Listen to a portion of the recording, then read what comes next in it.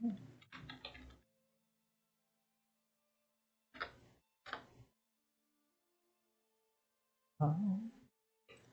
need to do this gameplay.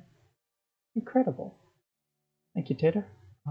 This is about to get very MC Escher-esque as the screens, but yeah, trying to simultaneously stream this on Twitch and on Discord in the official Wildermyth Discord server, so let's see how it works out. Yeah. Well done.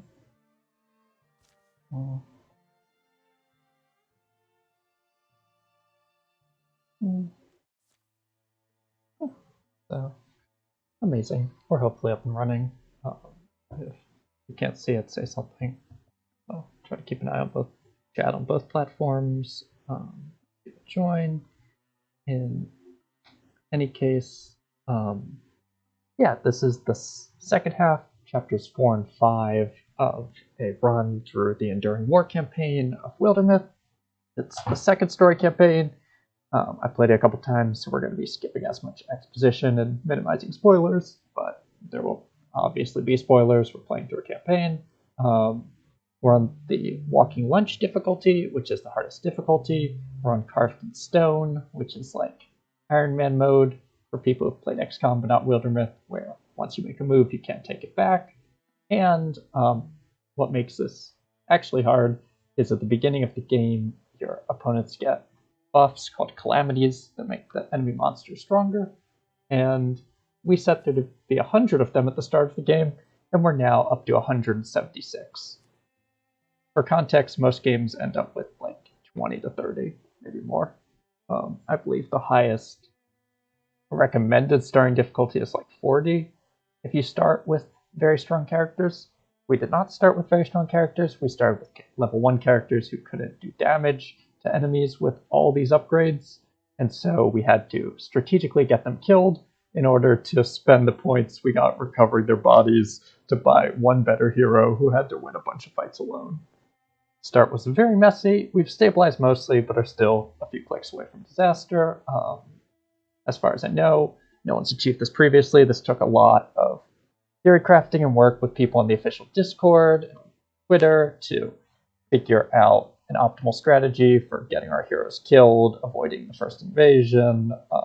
Yeah, and took a bit of luck, but we're now at the start of Chapter 4, where we'll be hopefully brawling our way to victory in Chapter 5. Incredible.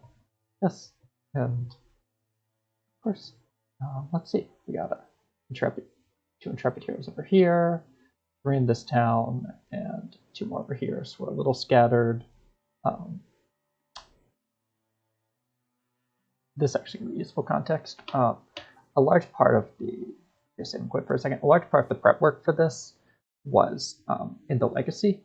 So for people who do play Wildermyth, you know what's going on here. If not, when you finish a campaign in Wildermyth, you can save your characters to your Legacy, which stores them for future games where you can summon them again. As you can see, I have many legacy characters as I've played too much this game, but the majority of them are marked as non-playable. Only a handful are actually marked as playable. This is because the game uses a formula to determine how many heroes there are to recruit in each town. It picks randomly for 14% of all the available heroes, and it's random which ones they are. And so in order to make this work, let me just show you on the camera, I had to grind out and optimize 15 top level heroes with optimal gear each, as we could get any 2 of them to start the game. And if there were less than 15, 14%. If there were less than 15, 14% of that total would put us under 2, and so we'd only have 1 and be unable to finish. And so, yeah, I had to grind out a lot of these folks, each of which took many campaigns to level up. That's a lot of gameplay right there. In order to even make this remotely possible, still hard enough with all that grinding. And yeah, these are the 2 heroes who we got killed at the beginning. So you incarn, your sacrifices are remembered. We've gotten 4 heroes killed so far. As you can see in my previous video on my channel, this will be, assuming we're successful, or even if we're not, this will be turned into a YouTube series eventually, with probably better commentary and less of me swearing. So, such is life. Yeah, back to the action. Giving folks a chance to join. Appreciate everyone who is here, and we'll filtering in later. Oh, I also, before we start, want to again thank Rye, Ziggurat, Rising Dusk, Miner, other folks I'm forgetting from the official forums for all their work to make this possible. The developers, of course, because they're great, and yeah, made this possible even more so. And finally, my friend Ted's cat, named Little Weirdo, because I told him I promised Ted that I would give him a shout out. So, Little Weirdo, you're little and weird, but I love you. And yeah, there we go. Okay, so he's got to finish building defenses. We gotta kind of reunite our main party. Probably up here. Let's see. This area is unlikely to have enemies. Brixor there, which we don't need to fight. Probably better not to. Morthagia there, Morthagia there. We have to eventually hit this place. Gorgons. Okay, so we'll probably go like up here. Try to pick up a hero to replace her, as she is a botanical warrior. Don't make botanical warriors. They, I thought botanical attacks did magic damage, as I'd never used them. They do not, as I learned after leveling her up extensively. Well, I learned before, but I needed her for lack of space. She unfortunately showed up in one of the towns. Had to fill in the 15 heroes, but yeah, if we can replace her with anything that's not a botanical leaf warrior, that would be great. As she doesn't even have wings like the rest of our heroes. Let's see. So yeah, we're gonna send the main squad up that way, and then let's see. Invasions will probably come from either over here or up here. We don't really care about invasions, except that if we lose all the towns, we'll die. So I think we just keep working on defenses for this town. With her. Yeah, it seems like a play for now. So, we will move. Finish the defenses. Once we finish those defenses, we're just going to keep working on the defenses around it. Try to build a little more defense. As long as we can hold this place through the next chapter, we'll be fine. We're at the point where we could probably lose a major fight. Still be okay. Let's see what our options for recruiting are. Ah, perfect. Better options. Ah, and my chat just broke. That's great. Nice Twitch. Try to sort that out for a moment. But yeah, as I mentioned, the reason why we have 15 Mythwalker or 5-star heroes is so we can guarantee that there will be 2 to recruit in every town we get to, which helps us deal with RNG slightly. As for instance, our very first Mythwalker needed specific skills. I had to reload the entire game a couple times until we got a proper one, which is the most RNG section of this. I think chat's working again. If it's not, let me know. In any case, yeah, we have Rowetta, who's melee hunter build. She probably just doesn't have the damage output and survivability for this, but she's good and even like normal walking lunge campaigns, just not when the enemies are this tanky. And yeah, she's in here because if we hadn't gotten this woman, we would have needed a hunter to speed up scouting. So instead, we're going to take Amaria. She has the mythical duck. The duck event is famously hard to get for some reason. Yeah, and she's a bear warrior. Give her long reach, cell sleep, stalwart, bear swipes, broad swipes. As I talked about a lot in the last stream, it'll probably condense this. Hi, Ossifrect. This one's the hardest campaign, the Enduring War. The reason why we're doing this challenge is because it's considerably longer and against more dangerous enemies. This is the Morthagia one. It's longer and against more dangerous enemies than the campaign that precedes it, the Age of Ultrix, but unlike all the later campaigns, you don't get to start with your good heroes. you have to start with 3 randoms who can't do damage to 100 Calamity Morthagi. So we had to get them killed and use their legacy points to recruit a single Mythwalker who then fought through it. The previous videos on my channel, it's a little touch and go, a lot touch and go in fact, because of that. But yeah, this is generally held to be the hardest campaign, and Morthagi are the hardest enemy faction in the early and mid game because butlers prevent you from using fire attacks, which are a lot of mystics and some hunters' arsenal, and some Eliers will deal magic damage, which most heroes don't resist in the early game, and will pretty much 1 or 2 shot your squishy heroes. So yeah. Plus occasionally we run into things like the Coachman, which currently has 39 health. Lovely. Get a meeting. Let's train her. That seems fine. Our slowpokes are still catching up in the rear. We're abandoning one of them here. Yep, we've got her. We're gonna set.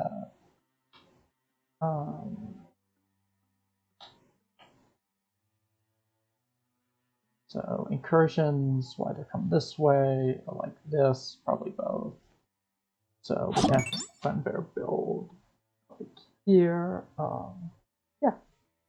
Aspark, you definitely should try the harder difficulties. I personally really enjoy Walking Lunch, but even Tragic Hero is a lot of fun. Yeah, I would not jump right into doing the 100 starting Calamities, though, as you really need a well-developed legacy roster, as I was talking about, in order to make this remotely possible, which is why no one seems to have done it. Yeah. Let's set these 5 on. This is the right place, right? Yep. Doggy. I killed him. And that glitched out. Nice. Let's keep building defenses.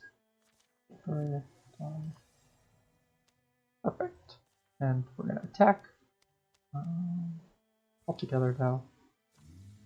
Yeah, so here's the invasion. It is coming the way I thought it would. Over here, which it'll destroy this town. That's probably fine. We don't really want to fight a strength 20 invasion. After it destroys this town, it'll come down this way though, which is why we're building defenses here and here in an effort to slow it down. As if the defenses even slow it down enough, we can finish the chapter before it actually matters. Here we have an event for skipping. I don't remember this event. That's not good. Oh, we'll find out.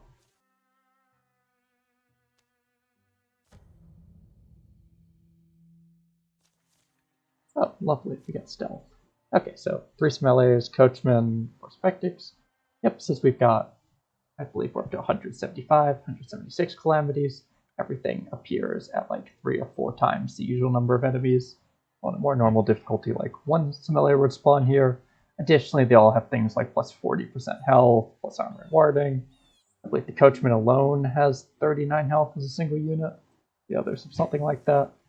But yeah, so here we are in action. Nice is we're invisible, so they won't bother us for a minute, which means we can have everyone use aid on each other. Aid is a massively underrated skill in this game. I stand by that and firmly believe it. Everyone should run aid on basically all their optimized characters that can afford it. It's really strong and combos well with the good builds in the game. I forget which she has. Oh, she already used hers. Who hasn't used aid? Oh, she doesn't have it. She doesn't have it. I'm missing someone. There we go. She has aid.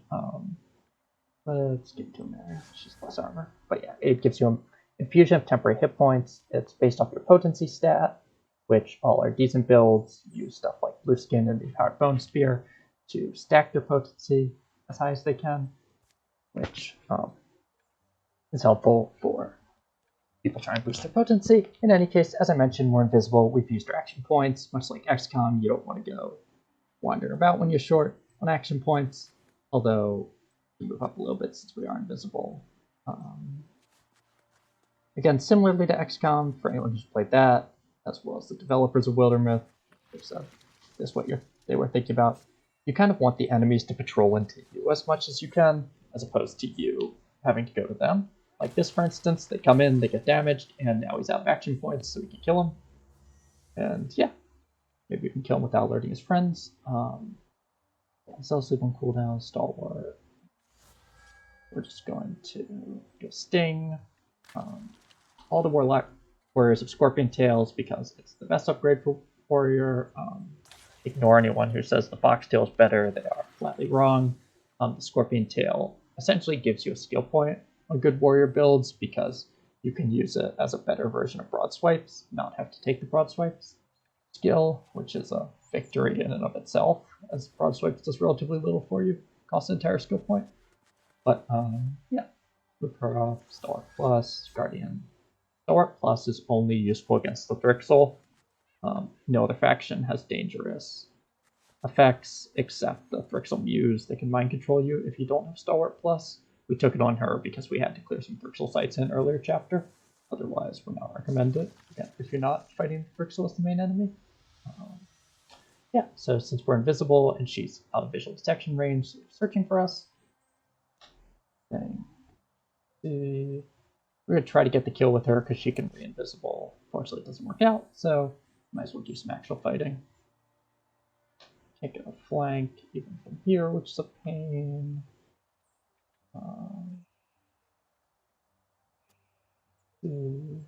Hug this wall. Cover, fusion. That should be a kill though. We flanked him.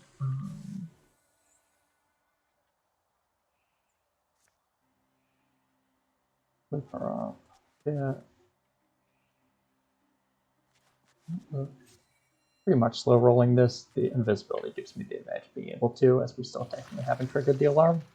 Looks like more enemies are spawning.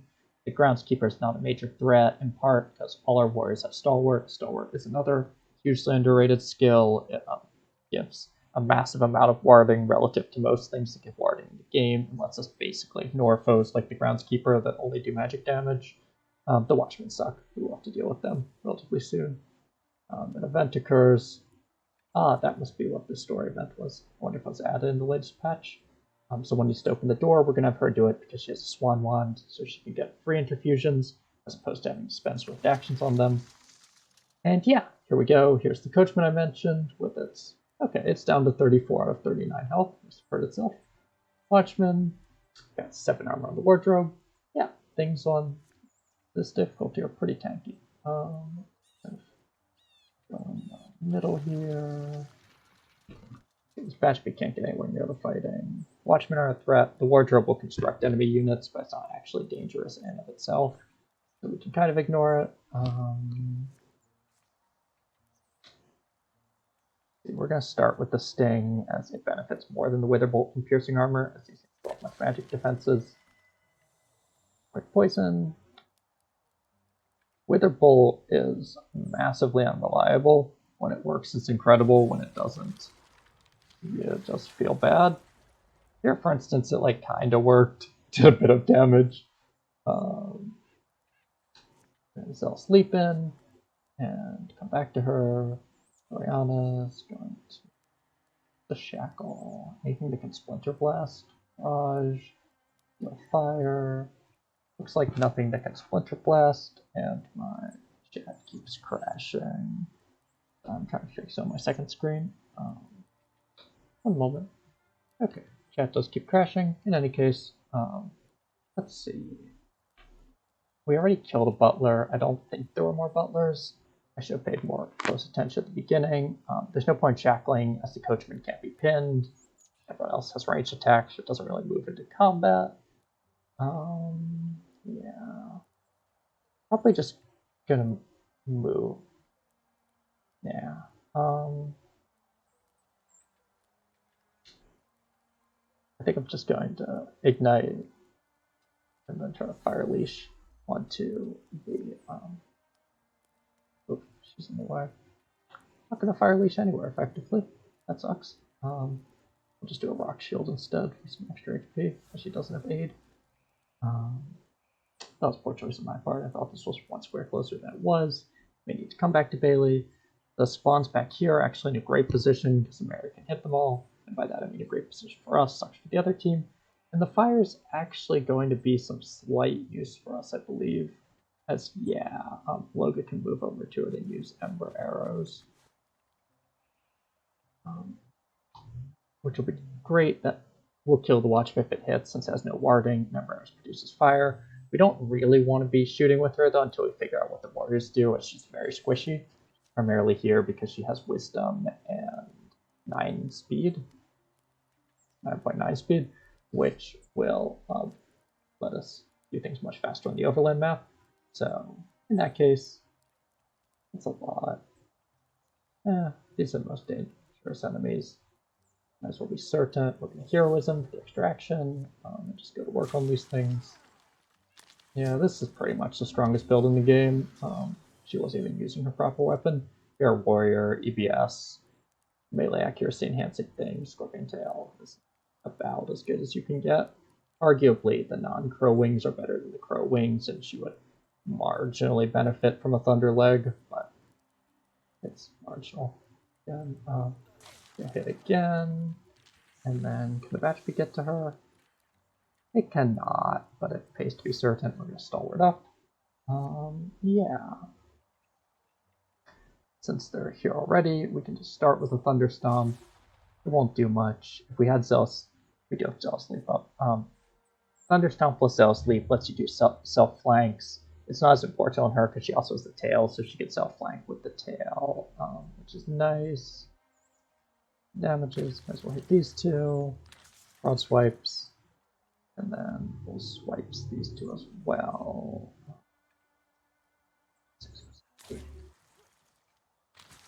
That wasn't very effective. Okay, now we're in a slightly better place. 9 health. Don't really want her exposed to this fire, and these two can take it, so just get Silk Step over here.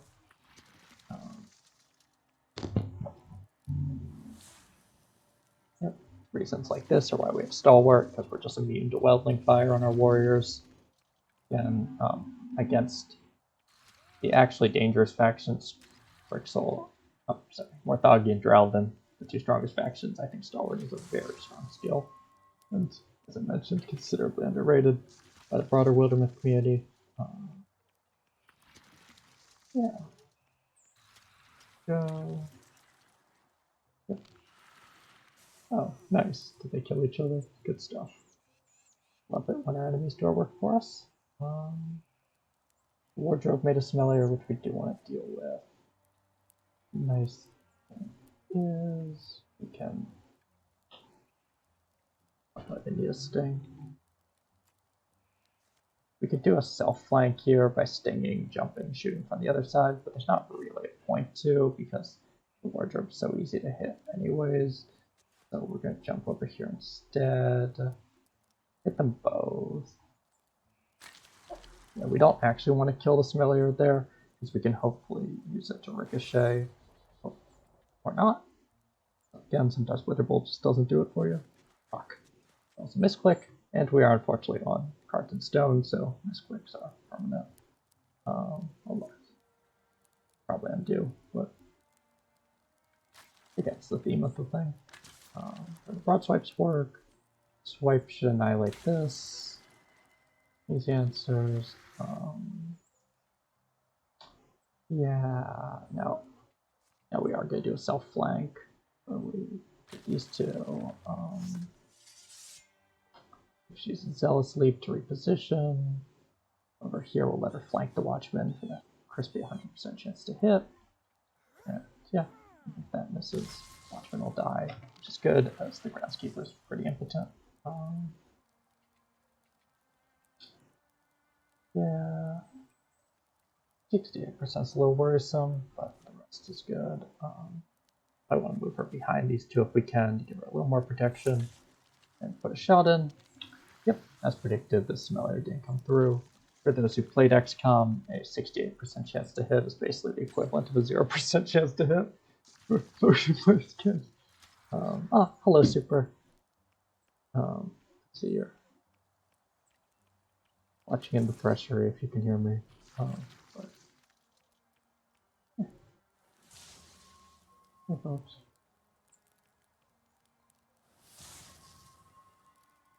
That's not good. Lotus gonna probably take a... Oh, she won't take a point of damage there. She usually would, because fire does 2+1.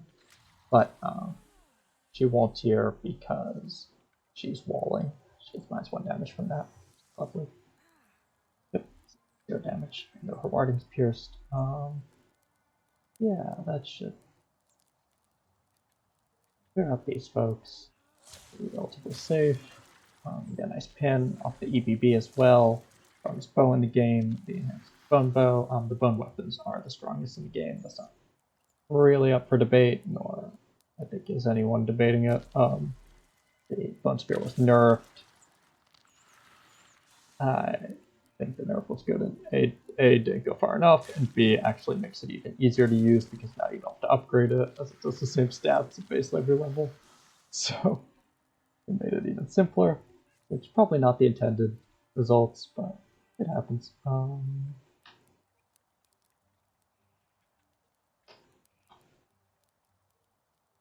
We'll have someone else deal with the smeller and kind of ignore it and bring her over here to try for a Witherbolt hit. Fortunately, can't sting, doesn't have the range, but we'll see if the Witherbolt pays off. Sometimes it does. Ah, here it does. Again, it's the least consistent ability in the game, aggressively so, and yeah, I'm glad we didn't have her in an early chapter, even if she has great skills and stuff, because her ability is just not what we want to be doing a lot of the time. Don't know whether it'll work or not. Yeah. Witherbolt's also fairly strong on Mystics with bigger flow. Like, she'll be objectively stronger as a Sylvan Mystic, even not just against Morthagi, as the fire build suffers against these folks because the Butler unit can use your own fire against you, which is something you only ever want to experience once. Yeah, we'll just move in, sure. There's a bit of armor. We can always Stalwart Flicker, where you rapidly deactivate and then reactivate Stalwart in one turn to restore armor. Another part of why it's good. There's one of the few ways to heal armor in the game. Yeah, lovely. Oh, okay, yeah. And again, Stalwart coming through for us, absorbing all the magic damage. And a unique advantage against the Morthagi because the other factions low tier units don't do magic damage, like the Smelliers, to a lesser extent the Weldlings. They're kind of mid tier. Clear that out. Ignite the Batch B. And we're just out of range, unfortunately. Might as well just Fire Leash it. This will probably set up a flank. Fire Leash flanks are sometimes a little unreliable because of damage and issues, but that's a kill there. And from there, that should be the battle. Yep. Enough to get plus warding. Marion needs it. She has least warding. That's why she actually took damage from the Groundskeeper, unlike everyone else. They get a buff, bringing us, I believe, to 177 Calamities, which will take a second to load. As you can see, again, it does not expect you to have this many, and so it takes longer and longer to load. We're going to get one. Securing sites is mostly a trap at this level, unless we're getting something specific out of it. Here...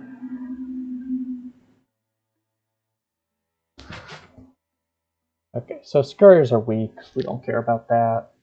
2 Deepen's not that much worse than 1 Deepen at this point, especially how hard we're stacking warding. The Butler's extra damage doesn't matter because it's not the Butler damage we care about. It's the fire ability and healing. Row are weak. These 2 are a little shaky. Ignoring them. The argument for getting the Stagron thing is that if you get a chance to Alpha Strike a Stagron, you can prevent it from using its summoning ability, reduce the amount of row you have to kill. But they are ultimately just row, and yeah.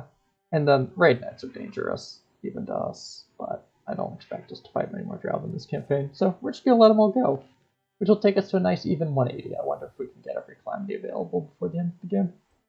But, yeah. This playthrough has basically been the early game mid-Calamities strat, like Walking Lunch plus 40 or whatever, of ignoring Calamities to focus on recruiting Mythwalkers, but writ on a much larger scale. Yeah, Lockwords is a lovely event. If you choose the middle one, you get 1d3 legacy points.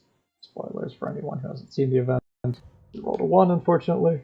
But yeah, that's the correct answer to Lockwords. Always pick the middle. Let's see. Only one Butler. 4 Spectics, 2 Smelliers, that's fine. Primary issues the Wardrobe. This is considerably less bad than the previous fight. There's no Coachman. We get to face everything off the bat. And we just gotta make sure we deal with the Butler. That's the one problem. And it's right here. As the Butler plus the Weldling will quickly activate its ability and kind of go nuts on us, which isn't great. Yeah, for that, I think we're going to just aid Bailey, because she's going to need it. Then bring her in here and do heroism attacks to clear out the Butler, as we really need this thing dead. Yeah, but Butlers with a couple of Calamity cards on them are more dangerous than the vast majority of bosses you'll face at the end of campaigns. Obvious exception of all the Bones of Summer, but I'm not going to talk about that as it's significant spoilers for anyone who hasn't played that campaign. You should play that campaign. It's fantastic. Made me cry. Yeah, here we go. Got the Butler. Smelliers. Nice Stephen, 35 health. It's not too dangerous, I say. Probably not going to be able to kill it this turn, though, so we want a Stalwart. Don't use Zealous Leap in some of these things. Yeah, put some damage in. Aid also lets us help our action economy a bit in these crazy early turns, as we think Stalwart in an early turn for a warrior like this, we need to have putting in damage right now. It costs a real precious action point, but if we instead have someone else aid on her, we can basically use another character's action points to give her some survivability, which is worth more. If it's almost, I'm gonna say it's almost like having Spirit Blade. It's not. Spirit Blade is a million times better. Don't crucify me for that analogy, but in this niche instance, it functions kind of similarly to Spirit Blade. Ignite that thing. Part of why we kill the Butler, so we can now just lean into fire, burn everything to death. Probably, yeah, the one calamity I will cancel no matter what is if we get a plus Butlers card, as we do not want to increase the number of Butlers we're facing. Yeah, the Morthagi's endgame units are pretty weak, like the Groundskeeper and the Coachman is not weak. I strongly underestimated one earlier in this campaign, and it considerably screwed up my timetable by killing a hero I couldn't afford to lose. But they are, however, kind of self-defeating. You can, if you take them sufficiently seriously, which I didn't, manipulate the Coachman's AI a bit so that they mostly charge instead of using their blades, and their charge is terrible. It's way weaker than the Mushrox's charge or anything like that. So yeah, the Morthagi's endgame units aren't great, but their lower tier units more than make up for it. They made the first chapters of this very messy. Again, video of those are available on my channel. You'll want to skip in a bit because since I'm doing this all live, proof, and the way to get around the acid, at the beginning I had to do a hard restart because I made a mistake, and I was able to make things work. But it'd be like that. Let's just bring everyone up.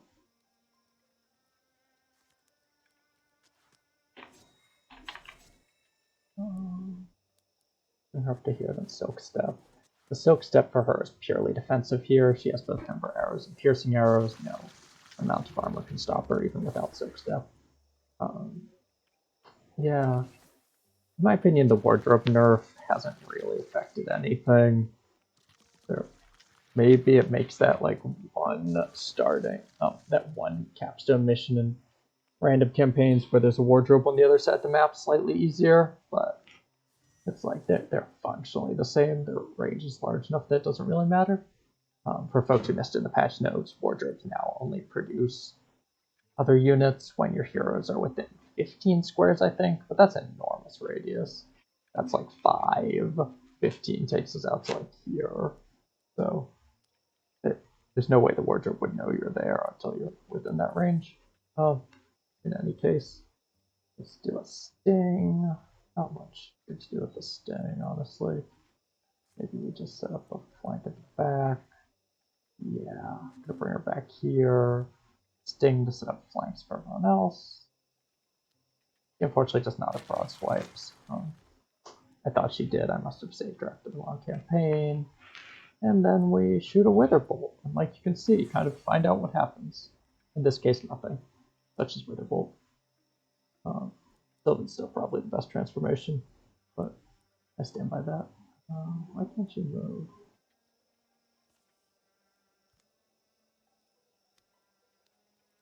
Oh, we gotta take off her night mail. I forgot how old she is. That sucks. Okay, well, on the bright side, we can at least get some damage in. This could be a little messy. Luckily, we have a Mario to pick up the slack. This seems fine. We're zealous leaping like 2 inches because it only takes a swift action, not a normal action. So we can then sting and then do normal attacks. Should start reducing their numbers. Yeah.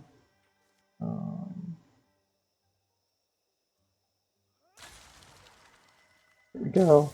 Broad Swipe Spare Warrior is completely fair and balanced and does not need a nerf. Faint Apps are watching. That spell desperately needs a nerf. Oh, these are 100%. Might as well clear one of these things.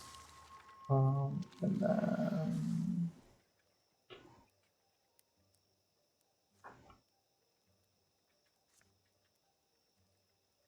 Oh, I missed that was there. If I'd seen that was there, this turn could have gone considerably differently and better. Since I did not, really work with what we have. In this case, nothing. Ouch. Yeah. Hello, new followers. If you have questions, please put them in the chat. Appreciate y'all if you're from Harmony Discord, from Unlucky 13 Discord, from the Wildermyth Discord, from my Twitter, from any of the many other places I've shielded this. Really appreciate having you here. You're the best. Yeah, I've done a bunch of explanations, so not gonna do another one for a minute or two. But yeah, just let me know if you have questions. Hope you enjoy. I'm just brawling through some combats in Chapter 4 at the moment. This one was a little messy. I should have used aid before the door opened. I had a bad turn, but that was a mistake. I don't know. Yeah, let's hit the Spectic and then see what happens off this wither bolt. Again, could do something, could do nothing. 2 kills? Adorable. 3 kills. Sometimes it be like that. And yeah, actually, a lot of my characters don't have Zealous Leap Plus in order to get the other skills they need. So, yeah, just got stuff moving normally until it comes back. We could drop Stalwart at this point, as it really looks like there's only the wardrobe left, but it doesn't really matter. She'll probably one-shot it with Ember Arrows. Nearly. Okay, and yeah, Zealous Leap is back, so we can come kill it, Bailey. That should be it.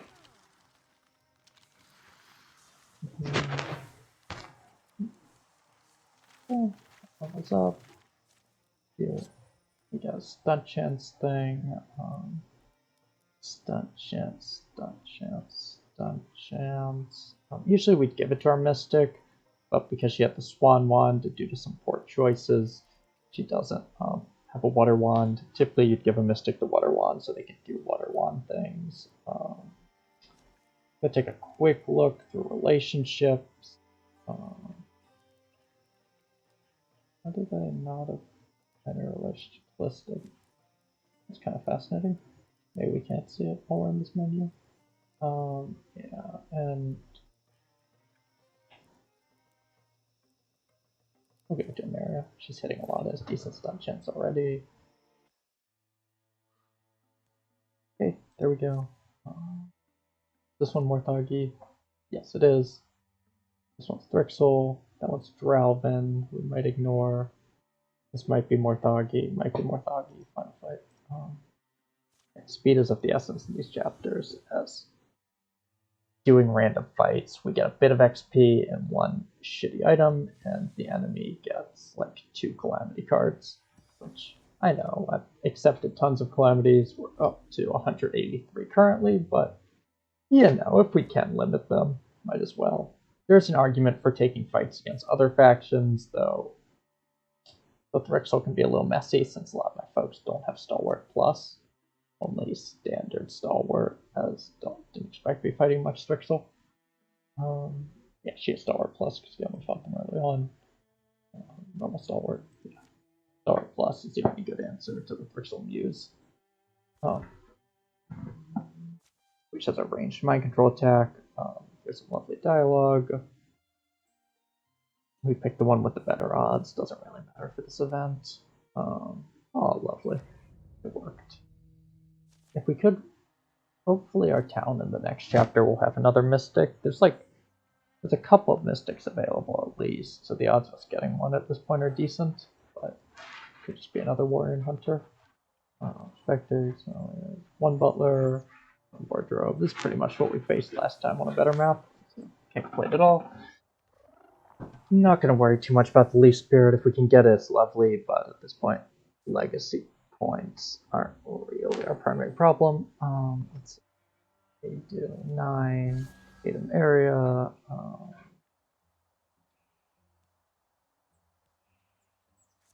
8 Loga to give her some survivability, and 8 Lily because she's going to be tanking. Let's get her run into position. Stalwart.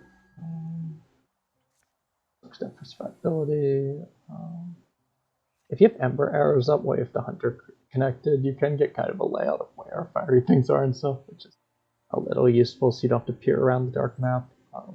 We do not want a Zealous Leaper. That would be a very bad choice. We do need to change our armor after this chapter, as it's burning a lot at this point. Any speed augments.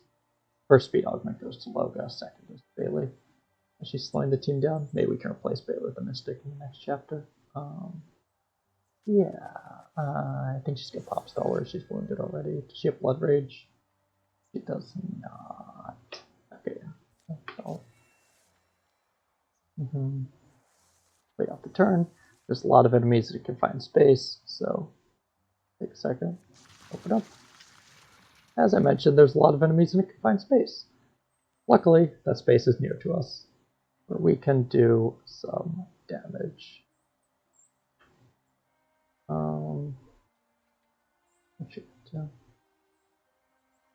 I think we'll start with this. Get some damage on the Groundskeeper.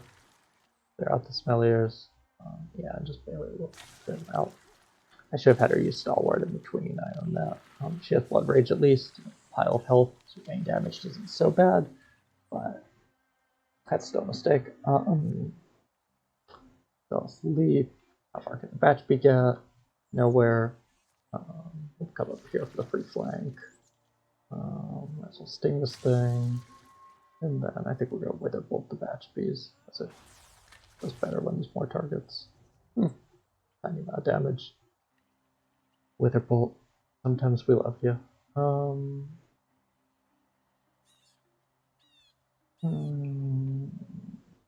just going to move Stomp. Melee. Stomp's great. If it worked, it'd be lovely. It is. Not bad. Loga's here. We could actually. We're going to set Loga up with her Fire Chicken. We're not leaving it on because we're afraid of Butlers, even all the way back here, so it's on a square that's going to burn out. This might look like a good use for the Fire Chicken. It also, Fire Chicken has bigger flow applications, especially if you have a Swan Wand, because you could fire tick and produce fire, and then interfuse with it with the same action. You've got a Swan Wand, which I guess hard to acquire anyways, but it's still not actually worth it over any other pet. Like, I'd be much happier if she had a duck or even a rat. Avenger would be good too. Yeah, you could get Avenger for non-warriors by doing something specific. Here on the Spectic. Yeah, let's see.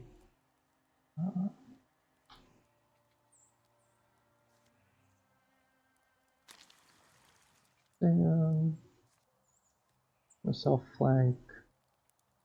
We could this door. Let's see. Get a bolt. Hey, it worked out. Sometimes it does. Twitch chat's having issues again. Always. Anyone here on any platform? Twitch not. Anything else? Appreciate it. Yeah. I'm probably supposed to say like and follow or something. Like and subscribe, whatever people say when they do these things. Doesn't really matter to me. I'll be streaming more Wildermyth, some other games eventually. Yeah, that should clear the two of them. Maybe. Don't want to use our Zealous Leap here too much. Yeah.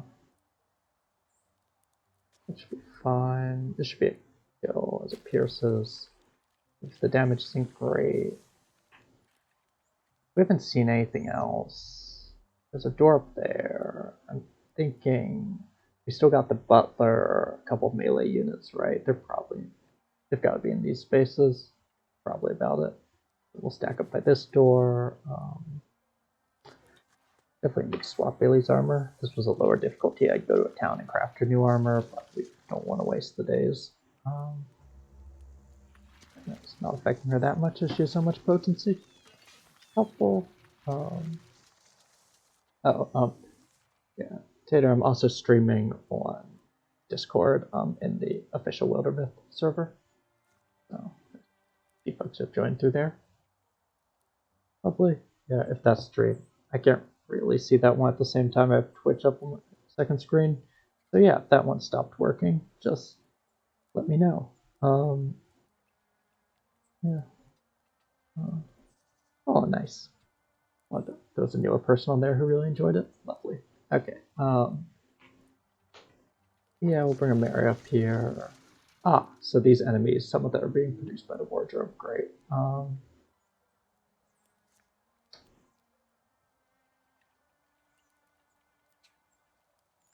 Doesn't really matter. I think we go this way because we're going to swipe the other two. Yeah. We have a higher chance of killing them all. No, swipes. Contiguous enemies, maybe. We have that.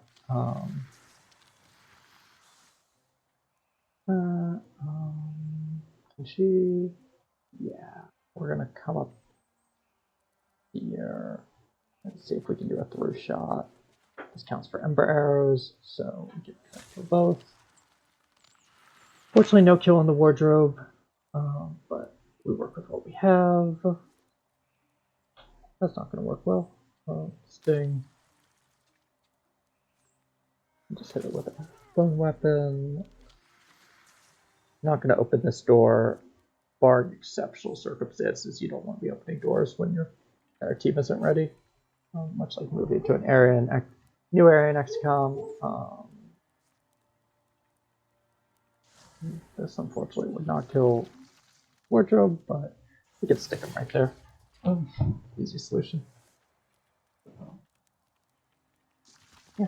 Hi, Ozzy. Thanks for dropping in. Yeah, this is towards the end of the campaign. It was much more chaotic at the beginning. Now the fights are challenging, but no longer as deadly, barring the major fights. So, yeah, fair enough. This chapter. There goes the spirit. We didn't get to it in time, but at the moment, legacy points aren't really our issue. Bring in here.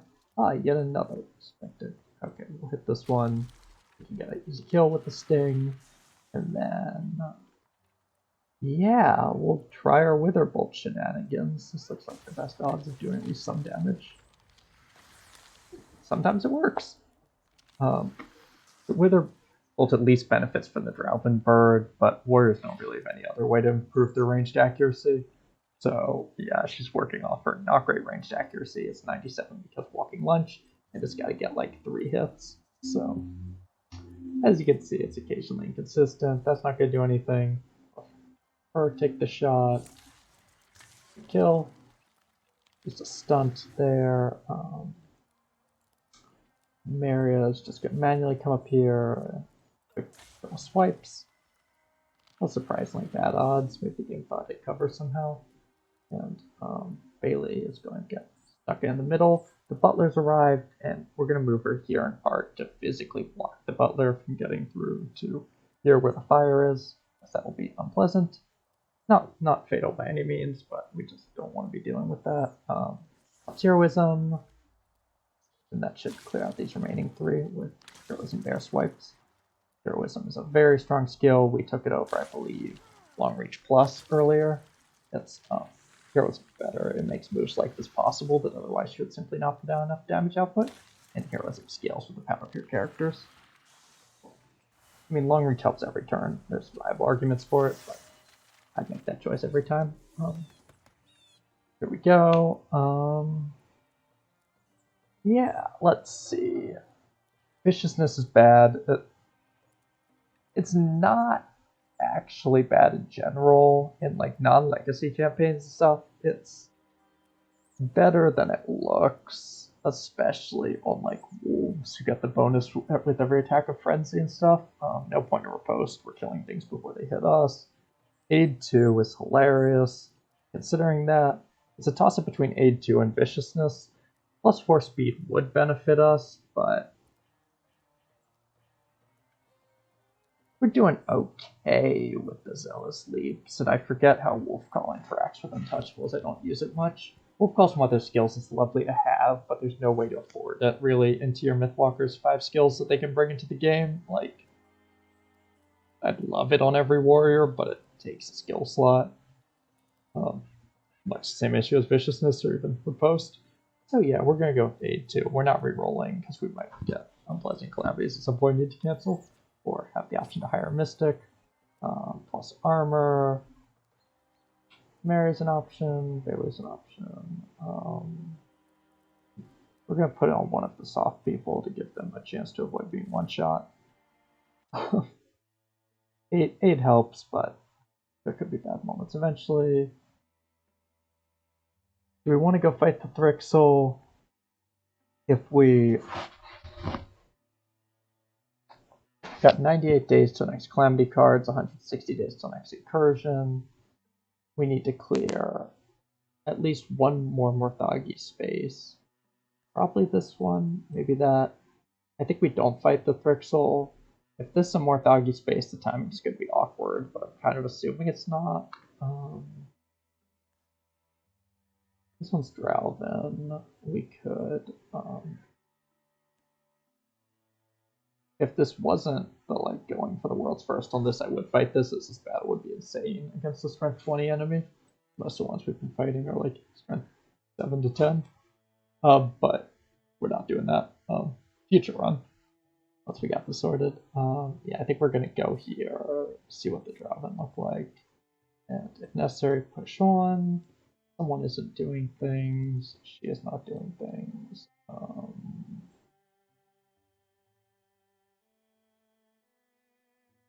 Incursion could plausibly come this way, so we're going to go work on the defenses there.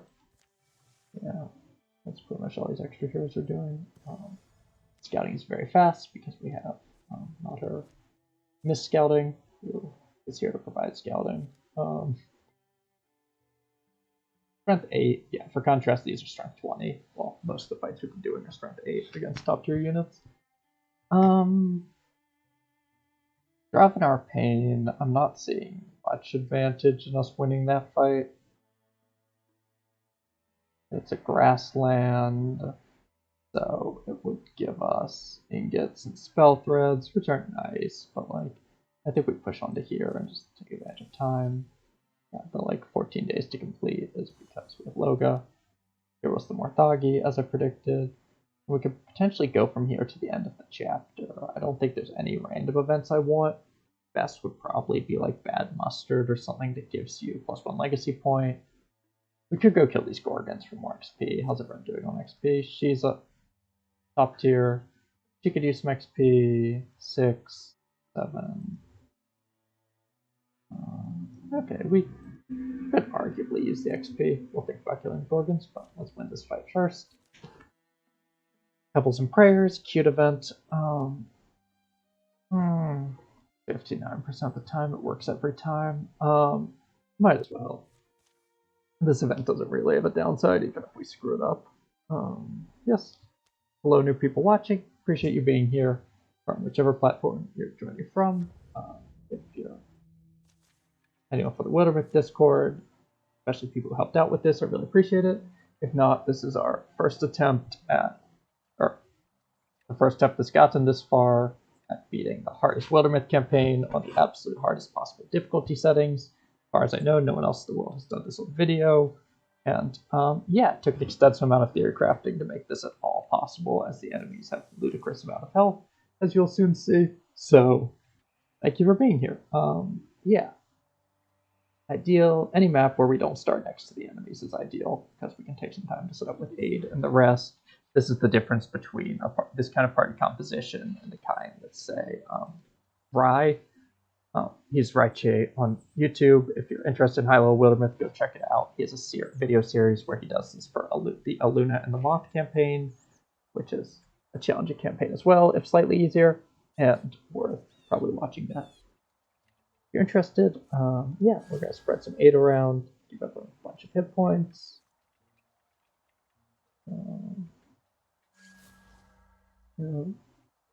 In more significant battles, probably wouldn't put aid on Bailey, as she does have Blood Rage, but there's not much downside to doing it here. Who hasn't used aid? Yeah. Here we're just stacking up everyone's health into the stratosphere. She's up to like 19, which is half of what some of the big enemy units have.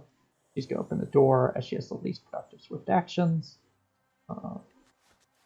Yeah, you always want your weakest hero or whoever just doesn't have good swift actions to open the door.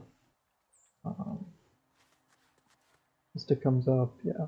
Usually wouldn't put her that close to the door, but she's got so much warding, 7, that it doesn't really matter. And we'll, oof. Yeah, and we could probably just kick the door here, because Lily can be a little further back because she has LC+. Ah, fun. Perfect. We've got the butler right here where we can kill it. These things are here. The coachman's here. It's probably going to charge on its first turn, which is okay. Gotta watch out. But the wildlings and the butler are next to each other, which is about as good as we could hope for. If we kill that butler, we can then start using fire again, which is lovely. Yeah, no real point in thunderstomping. Let's go for a sting. Then some damage.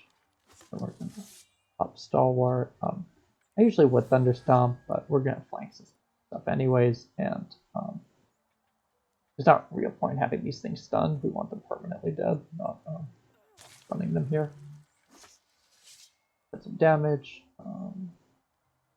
Yeah, we're gonna bring. I think Lily update like here. Yeah, she can tank some fire. And do a sting attack through here. We'll hit all of them through some miracle geometry, which is lovely. And yeah, then we're gonna do the Witherbolt gamble and see what happens. It worked. Cool. Okay. I don't mean to sound so surprised, but every time Witherbolt works is wonderful. Unfortunately, your options for warriors that deal magic damage are basically Shadow, which is okay. I don't have a great Shadow Warrior build, though. Just decent one. Fire, which has an obvious problem against this enemy faction, despite usually being good. And Sylvan, which sometimes it does great. Yeah, that's about all there is to say about it. We can probably physically move her up. Stalwart. We're stalwarting in case the coachman actually decides to go for melee attacks, as it does a chunk of damage. It's probably unnecessary, to be honest. Popping Stalwart, but she gets Zealous Leap next week any turn anyway, so Stalwart isn't really an issue. The one Butler's dead, so we're back with fire attacks. Speaking of, bring her up to like here. These are Fire Chicken. And Fire Chicken plus Swan Wand is about as strong as the Fire Chicken can be. That still does not make it strong. I'm not recommending the Fire Chicken, except that it's adorable. And you can do meme builds with it. That's unfortunate. She can't hit the coach mid off from here. Probably worth it to clear the Watchman, and we'll just trust that the coachman won't hit her. Which is an assumption, but with age, she should survive a hit or two from it. Speaking of, here comes the coachman. Oh, it's going to run away and open the door for its friends. Okay, as I mentioned before, Coachman AI continues to amaze me. So I'll sleep up here. Bunch of enemies. As well just going for the sting. Another miracle of geometry lets us hit two people exactly next to each other. And yeah, we'll see what the Wither Bolt does. Oh, lovely. Okay, how far can she get? Bailey into the action as well. Sting. And sometimes even with a bird and a critter giving her plus 20 chance to hit in melee. Yeah, part of why the point Doggy and Draven are harder as well is they have decent defenses, unlike the Deep Fissing Gorgons, and to a lesser extent the Thrixel, that they can like actually dodge your attacks. A fully outfitted warrior like this with both the bird and the critter and a small amount of innate melee accuracy can hit any deepest unit 100% of the time, which is kind of funny. But against here we do miss occasionally, which happens to the best of us. Jump up, move up. Oh, ouch. Yep, Star Swelter's lovely. It's the best argument for getting high charisma on everyone. Even if the event's kind of a pain to proc. Lets you do things like this. People shoot them and go blind. You get it from the spoilers. For people who play all the Sweltering Stars event, if you can win the hard die roll. We're going to lose a point of armor here. We can always flicker, and it's the end of the mission. Acid's honestly real weak.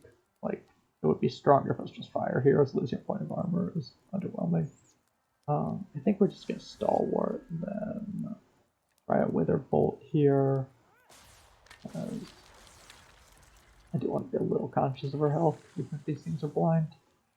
Too careful. We could Heroism to get her into the fight. Alternatively, we can just kind of move up and shoot.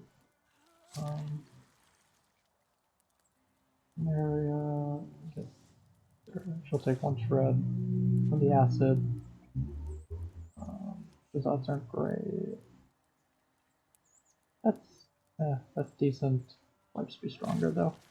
This is the benefit of swipes, that it didn't work in this case, but that you can actually hit people outside your normal reach via the extension from swipes. It's why I prefer it, plus the extra health is why I prefer it over the wolf transformation. The wolf one with the wolf head does let you use a foxtail instead of a scorpion tail and still have attacks, but I think the scorpion tail is strong on its own merits, so there's not much point to that. This thing's going to try to spray acid down here, which is kind of fine because it's blinded, so we're just going to shoot it. Saying it's kind of fine is famous last words. That's what got one of my earlier heroes killed against a coachman, but you know, these things occur. You light my fire.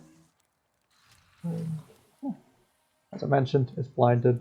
They'll block or dodge.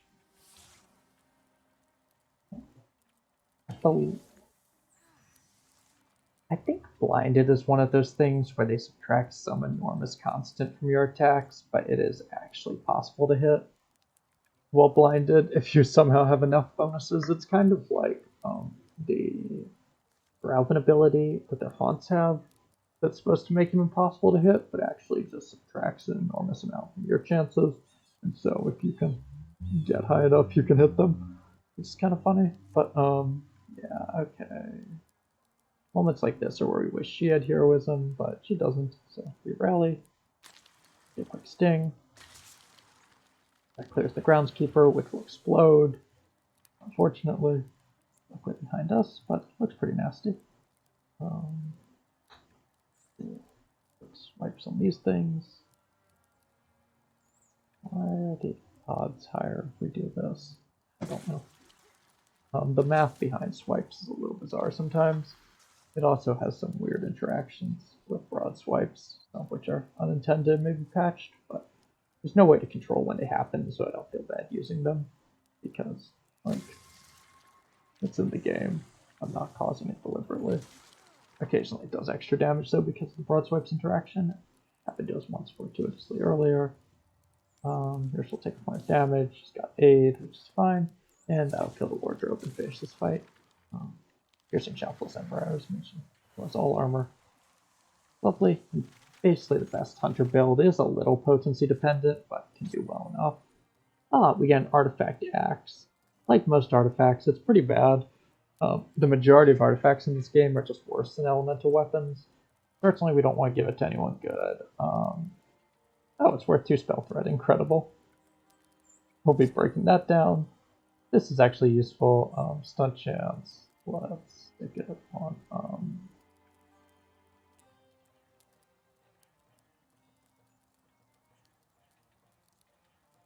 Probably on Bailey. Forest Greaves. Sad. There's a beautiful event. There's my friend Bloodshark playing Subnautica instead of watching my stream. I have no comment on this development.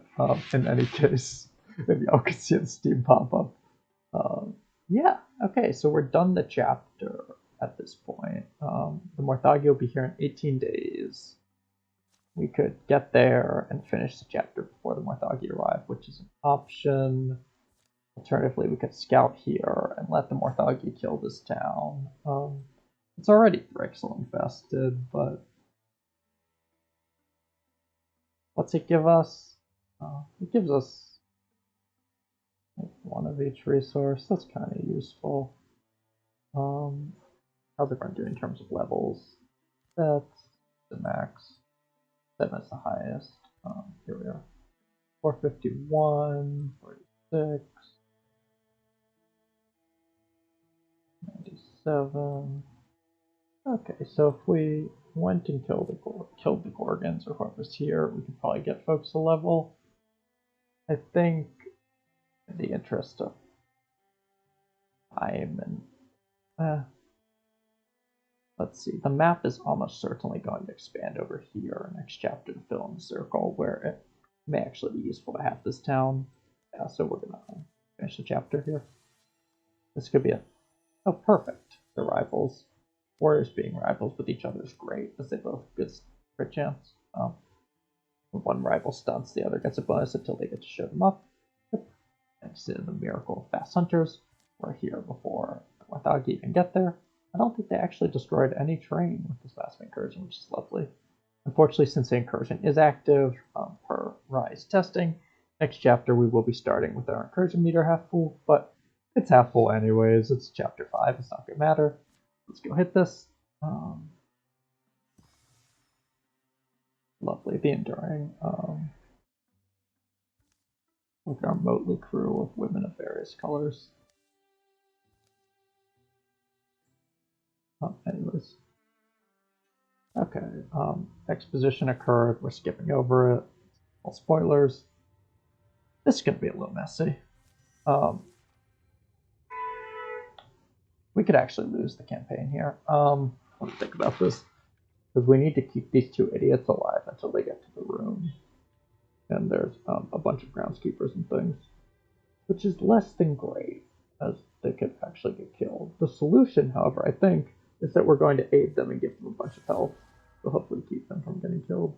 Additionally, I think this guy can just die, actually. So, forget that. We'll be giving health to the woman who needs to survive. Okay, so we've now taken her health from 10 to 28, which should help her a little bit. Staying alive. Her friend, it only says her, right? It looks like this guy doesn't have to survive, so we're just gonna kind of send him up to act as bait. Go forth, friend. Yeah. So let's put in the free damage. Ooh, that's nice. That should pin the bellhop. Lovely. Fortunately, Coachman cannot be pinned. That's part of why they're annoying. Jump up.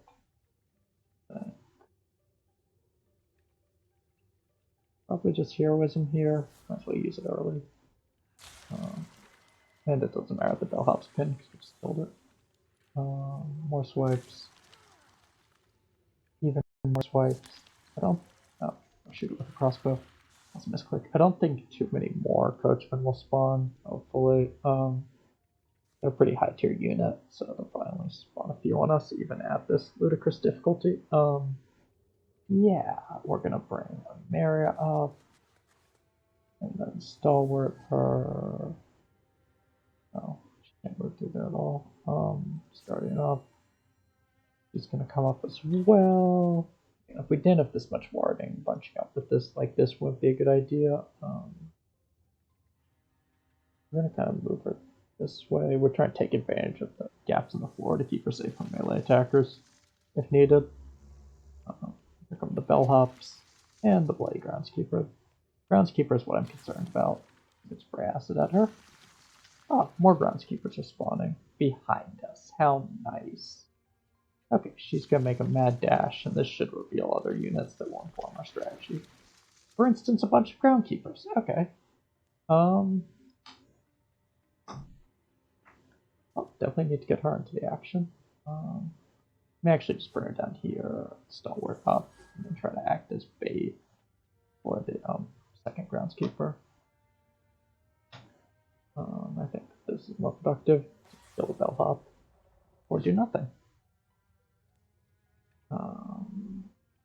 We're kind of assuming this guy doesn't have to survive, so here we go.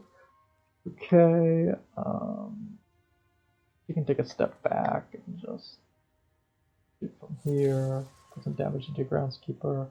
I didn't think there were butlers off the bat. There is. It'll be massive. For sting.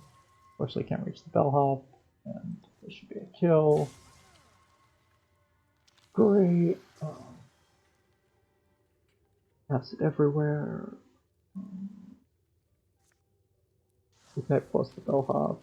Unfortunately, still have 1 point after the fire hits it, but 86% isn't the worst. Alternatively, we can shackle it, and this will be a kill. Shackle is basically always 100% chance to hit, barring major modifiers. Yeah. Let's see how far we can get her. Reasonably far. I think we're just gonna guardian here. Oof. We'll see how this goes. But yeah, Lily's sitting. That's pretty funny. She's immune. We're all basically immune. This is what I was afraid of, but why we also gave her like 30 health.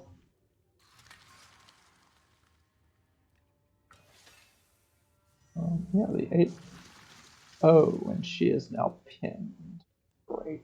Oh, she'll be able to move again once we kill the bellhop. Perfect.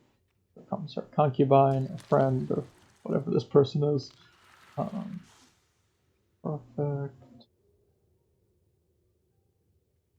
Can't hit that. That's not great. Could bring her up to here and kind of tuck her in this corner. And she doesn't have the range there either. Sometimes I wonder. Bring her up again. Luckily, she has ludicrous speed. Lily's gonna keep fighting the good fight from the rear. We'll see what happens here. Witherbolt kills that. Incredible. Oh, did some damage. Utterly amazing. Yeah.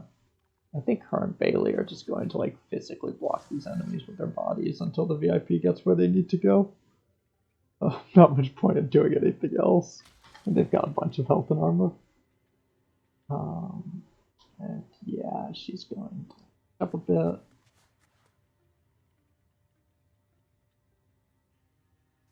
fuse with that thing. Perfect. You can use it to give her some armor. Or not? Oh, it's temp health, not armor. I forgot which ability that was. Yeah, I think we're just gonna kind of keep pushing. The doorway we need to go to.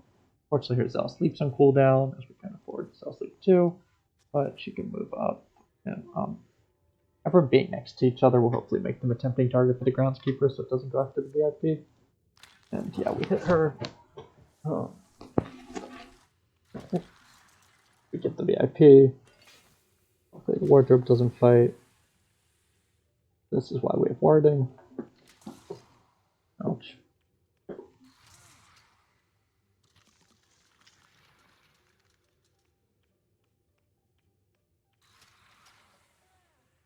Oops. Nice. And Star Swelter hit kicked in. Another wardrobe spawned, but as I thought, no coachman. Do we have to get the team in here or just her? We'll find out. Looks like just her. Incredible. We get a cutscene. This is something I should have known before starting this mission. As for instance, in the Monarchs Under the Mountain campaign, there's a cheese where you just have to get one person through. Should practice that before this. There are more than I thought there would be. Exposition occurs. This is going to be an absolute no from me, dog. You permanently sacrifice a hero permanently for this campaign in return for a very minor buff.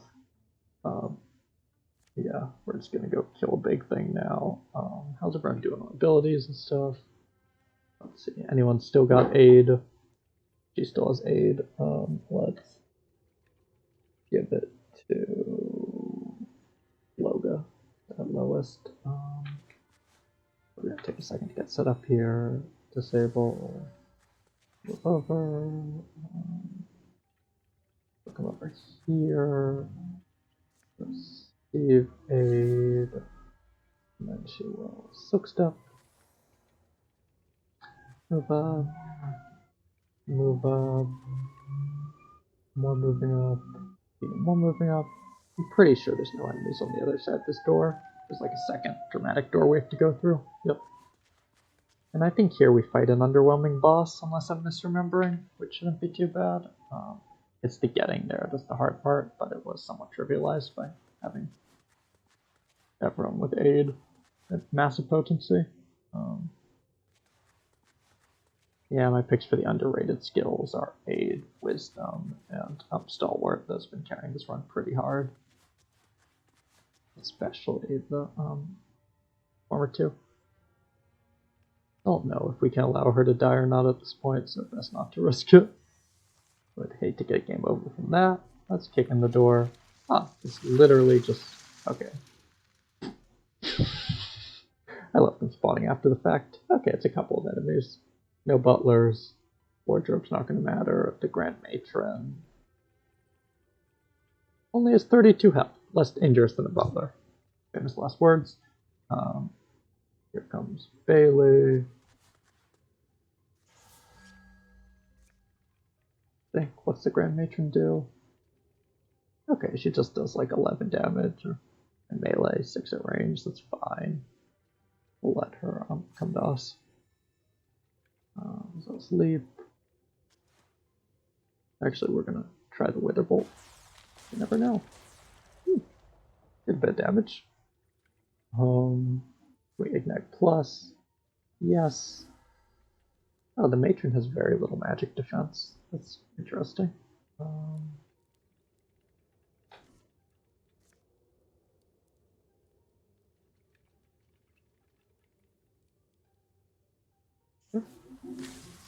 That's complicated.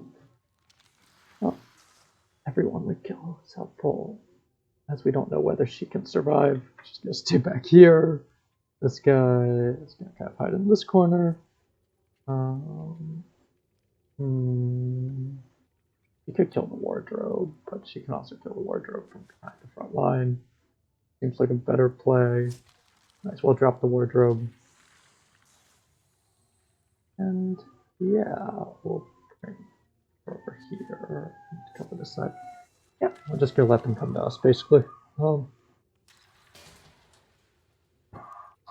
Apologies if y'all can hear Chicago's Finest in the background. Oh.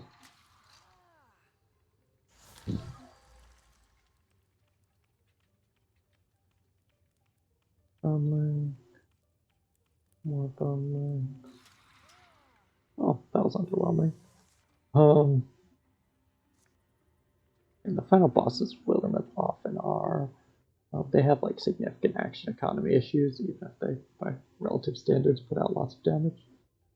I think what we do from here is we sting, yeah, and then we leap somewhere and do a wither bolt. Because that way, even if the wither bolt fucks up, at least it will give us some flanking. Only 13% chance to hit the Grand Matron. Okay, I killed some things. Can't complain. Huh. She's gonna take 1 point of damage from leaping close to this thing. We'll manage. Might as well. That's gonna hit a friend. That's not great. Yeah. That one should die. And let's see. Before we hit again, we get rid of A for armor. It's a barrage. Barrage. Bone lance. Jackal. Doesn't look like there's anything that would actually strip armor, which sucks. This is why Arches is sometimes more useful than Ignite, because it can actually do damage to armor. Since there isn't anything like that, our odds to hit are intensely low. Let's do that. Like fire release, I guess. There we go. What does Matron Link do? Damage and defenses have all linked more thoughtfully. That must be why they're so hard to hit. She's buffing them. I should have used the fire chicken before doing that. That's my mistake. I own that. Luckily she can move up to here and get some fire, which will put in damage. And not pin it. Yeah, and that should be the kill to end the 4th chapter. Thank you all. And we are on to the final chapter from there. Ravenwing, that's great. Obviously, give it to her.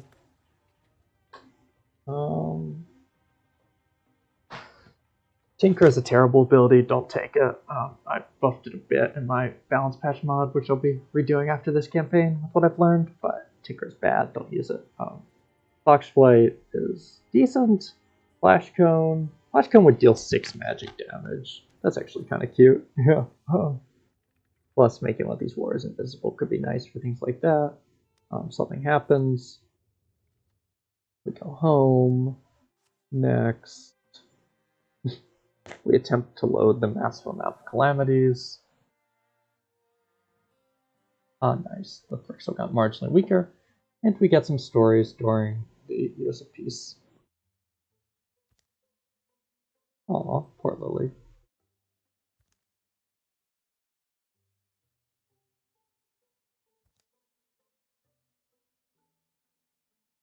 Sad. Wow. Is that a reference to me getting 4 of my heroes killed so far? Incredible. That's nice. Oh, this must be unique to when you have the duck.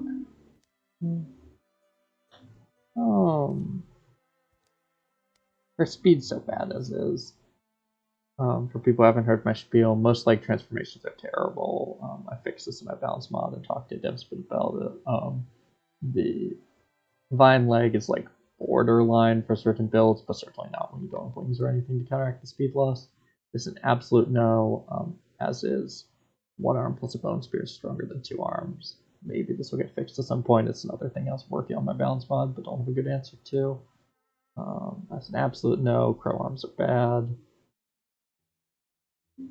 We don't want someone else on Sylvan that's chaotic enough as is, and she'd lose her empowered bone bow, which is the best bow in the game, 2-handed.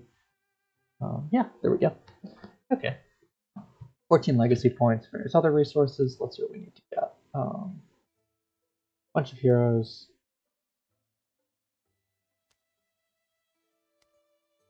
May replace this with a water wand. We'll come back to that. So we need Bailey. Yeah, so she's down to 3 speed, and the game rounds down, which is not good. So we need to take that off and put on lighter armor that will give her more speed. This armor is better in general. We were using this in particular because she was fighting alone at the beginning of the game and needed every point of armor she could get. This armor is more broadly non-viable. Would not recommend using it barring exceptional circumstances like this. My balance mod, not to show too much, but it's on the Steam Workshop. I reduced the armor speed penalty, which makes it marginally better, but still generally worse. Not much point in that. How much would this cost to? What's her speed doing?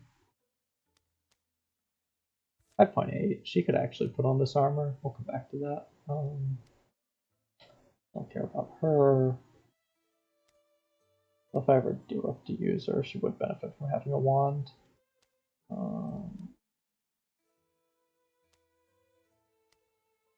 No point in that. Post EBB nerf.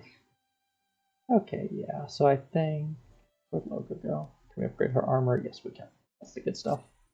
As she's soft. And that'll give her at least marginally more armor, plus considerably more dodge, which is good. That's your armor doesn't matter if you don't get hit. And there goes my Twitch chat again. It says reconnecting. Apologies to anyone who's having your own connection issues there. Yeah, attempting to reconnect. We shall see how it goes. But yeah, be reconnected. Yeah. So upgrade these folks' armor for a lot of legacy points. It's gonna be a no. Lily's armor is already upgraded. How's her speed doing? It's still great. Sylvan legs are great because they give you maximum speed. Whatever their downside is, I don't even know it, and it's worth it. I think we're gonna put a Maria in this armor. She's not really. The stun chance does help her stomps, but we're not using her stomps very much. There's not much point to. So might as well jack up her armor rating, especially if she doesn't have very much warding.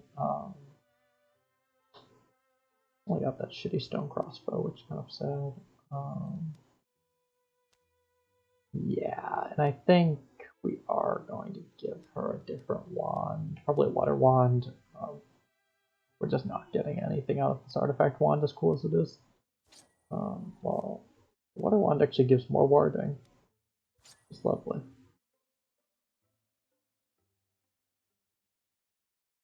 Yeah, water weapons are generally the strongest. They ate a small nerf recently, but still the strongest. We're on to chapter 5. Yeah, we gotta attack one or the other. One of them's right here. I think we can just end the game there. Wait, no. Yeah. Morthagi Core or the Enduring Stronghold. Let me think about this for a second, as this will be probably the final battle of the game. Enduring Stronghold, we fight a big thing, and then we fight a big thing, and then we fight something else. While I'm thinking about that, our heroes are going to kind of need to be near there anyways. Let's see where everyone is. We got her, the Mystic. These two are really far away. These three are up here. What if oh, we have no way to get to where the new recruits are, and we don't really need a new recruit anyways. It's nice as OB to get a better Mystic. Okay, so 77 days until the next invasion. Yeah. If we go here, we fight a bunch of Morthagi, and then we destroy the cores. If we go here, we fight a massive boss, and then something else. Just some normal guys. I think we're gonna go here. Small spoilers. Canonically, by doing this, we're betraying our allies, but we've learned, more small spoilers, previous exposition, that the whole thing is kind of their fault. And so, yeah, for making me play through this campaign, we're going to come and kill them. Who's not in the party? Thorana. 111 days travel time. Oof. Yeah, that's going to take basically all the time we have. there'll be an invasion before we get there, so might as well just keep building defenses. Oh shit, where's Gwenda? Up here, right? Yeah. Patrol.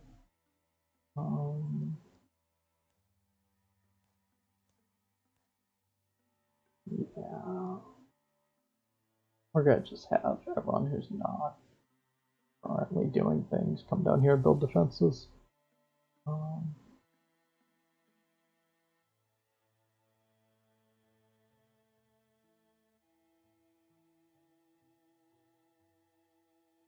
These slowpokes have to cross the entire world. Build some more fences. Here comes an invasion.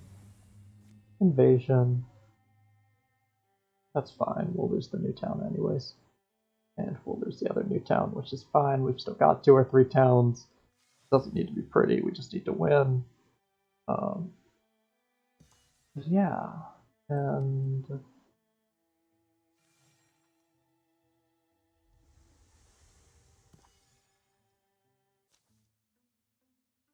yeah, time has come. I think this is it. So, yeah, thank you anyone who's still here. It's been fairly real. If we lose here, it'll be darkly funny. If we win here, I believe it's the world's first completion of this. And yeah, should be exciting. Let's see, before the final battle, we get to spend all our resources. There's no point in holding anything back here, as now these heroes are getting promoted. So no point upgrading the Swan Wand.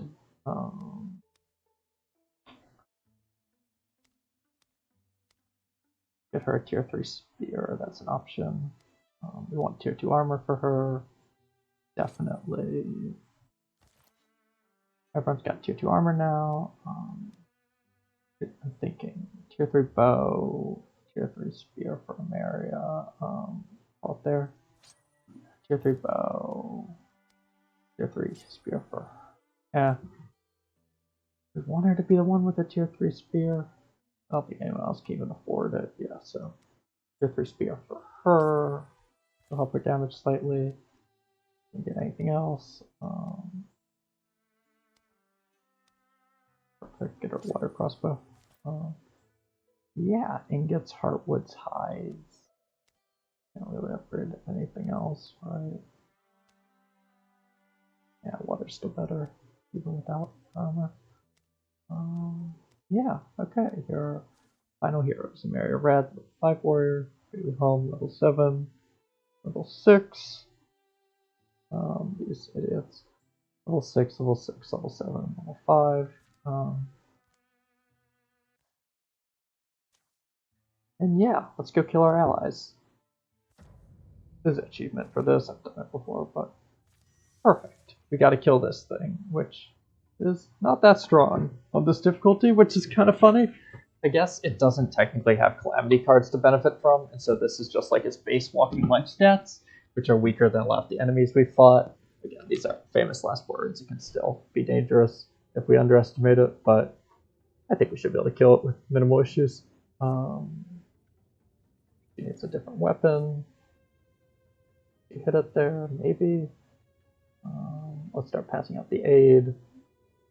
Let's go. Can she shoot this thing? Yes, she can. Okay. Let's go. An aid to Bailey.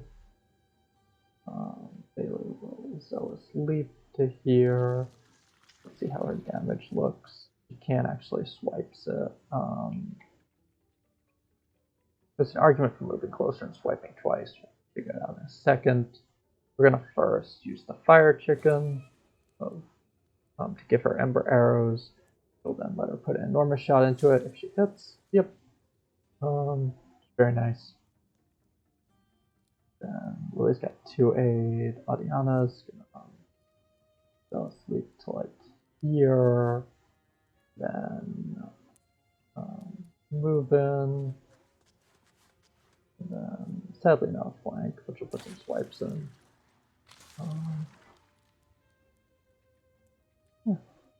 Yeah. Hopefully my stream's still working.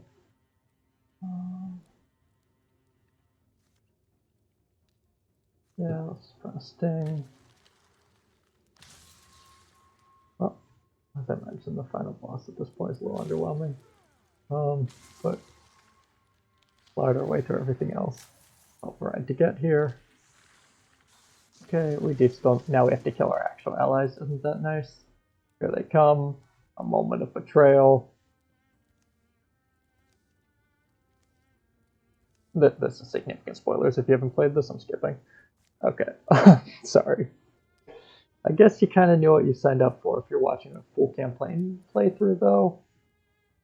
You know, people do different things for different reasons. I'm not judging. Still,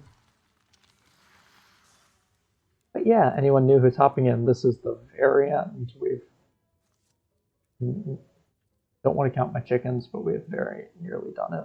So then we will be counting our chickens, or at least winged warrior women. Oh.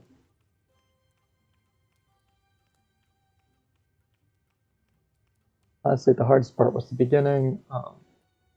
The part 1 of this was 4 hours. Don't actually recommend watching it raw. It's a lot of me cursing at tiny RPG characters on the screen as they let me down. But yeah, was an experience definitely. Thunderstomp, that should get us free flanks, right? Yep, free flanks. Now we just kind of massacre our allies. Organican. There we go. And yeah, the beginning was the hardest part. I'll be producing a YouTube video series of this, as it is, as far as I know, the world's first of managing this. But yeah, major thank yous again to everyone who's been here and watched, to the amazing developers, to a bunch of people on the official Discord who helped with the theory crafting and making this all possible and all that stuff, especially Ziggurat, Rye, Miner, who came up with the getting your heroes killed in the proper order strat. Ziggurat came up with the town defense early strat, and bounced a bunch of ideas off me. Rising Dust bounced ideas off me. I hope you get a duck buddy as soon as possible. Sucks that you haven't yet. Rye basically came up with how to build optimized warriors a long time ago. Nothing would be possible without him. Go watch his YouTube series, Rye on YouTube. I'm on Twitter and YouTube and stuff as Miss Jamie to you. Same as my Twitch name. Thank you all again. It's the end. World's first. Fucking did it. Never doing this again. But yeah, thank you all. 147 years of peace. And yeah, I get the outro credits with our heroes. But yeah, if you want to try this, you basically, as I talked about in the beginning, you need to reduce your legacy down to about 15 heroes. That way there'll be 2 heroes per town. And of those 15 heroes, you need a large majority to be Mythwalker warriors, as you really need a Mythwalker warrior off the start and probably as your second hero. If the Mythwalker warrior at the start, you want them to have Wisdom and Stalwart so you can get enough defense, so they can survive soloing single fights against the Morthagi, and so they can get enough. With Wisdom, they can actually make those initial defenses, as I was talking about.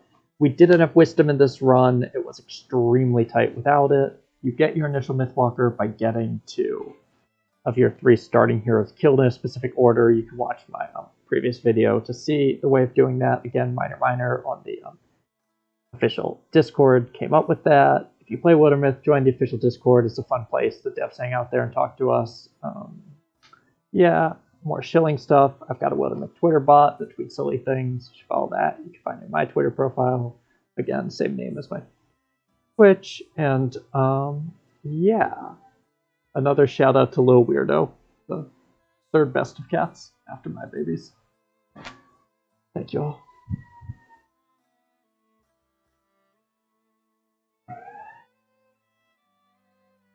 Oh, there we go.